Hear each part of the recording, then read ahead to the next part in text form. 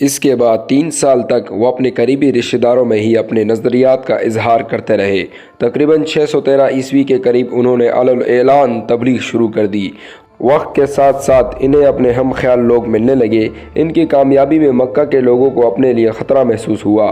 ان کے پیروکاروں کے لیے مکہ کی زمین تنگ ہو گئی تو وہ اپنی جان کی حفاظت کے پیش نظر مکہ کے شمال میں 200 میل کے فاصلے پر واقع شہر مدینہ چلے گئے۔ وہاں انہیں ایک بڑے مدبر کی حیثیت حاصل ہوئی۔ تاریخ میں اس واقعے کو ہجرت کے نام سے موسوم کیا جاتا ہے۔ یہ نبی کی زندگی میں ایک اہم پڑاؤ تھا، کیونکہ مکہ میں انہیں چند لوگوں کی رفاقت ہی ملی، جبکہ مدینہ میں ان کی تعداد میں واضح اضافہ ہوا، اور جلد ہی ان کی شخصیت کی اثر پذیری کے اثرات واضح ہونا شروع ہو گئے، اور جلد ہی وہ ایک مکمل فرمانروا کی حیثیت سے سامنے آئے۔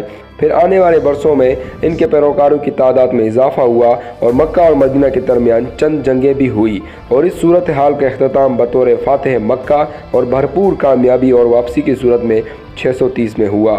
عرب کے یہ بدو قبائل تیز مزاج جنگجو کے طور پر مشہور تھے، لیکن ان کی تعداد کم تھی، جبکہ شمال کے ذریعہ علاقوں میں آباد بڑی سلطنتوں کے عظیم بادشاہتوں کی افواج کے ساتھ ان کا کوئی مقابلہ نہیں تھا۔ تاہم تاریخ کے ابھرتے سورج نے دیکھا ہے کہ آپ نے ان سب کو ایک فکر تلے یکجا کر دیا۔ یہ سب واحد اور سچے خدا پر ایمان لے آئے۔ دنیا نے دیکھا کہ اس مختصر ترین عرب فوجوں نے لشکروں نے تاریخ انسانی میں عظیم فتوحات کا حیران کر دینے والا سلسلہ قائم کیا۔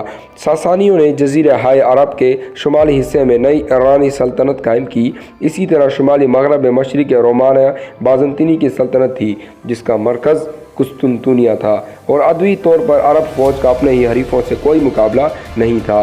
تاہم میدان جنگ میں صورتحال اور ہوئی، اور بازنطینی تسلط میں 642 میں مصر کو آزاد کرانا، جبکہ 637 میں جنگ قادسیہ اور پھر جنگ نہاوند 642 میں ایرانی قوموں کو شکست دے کر تخت و تاراج کیا۔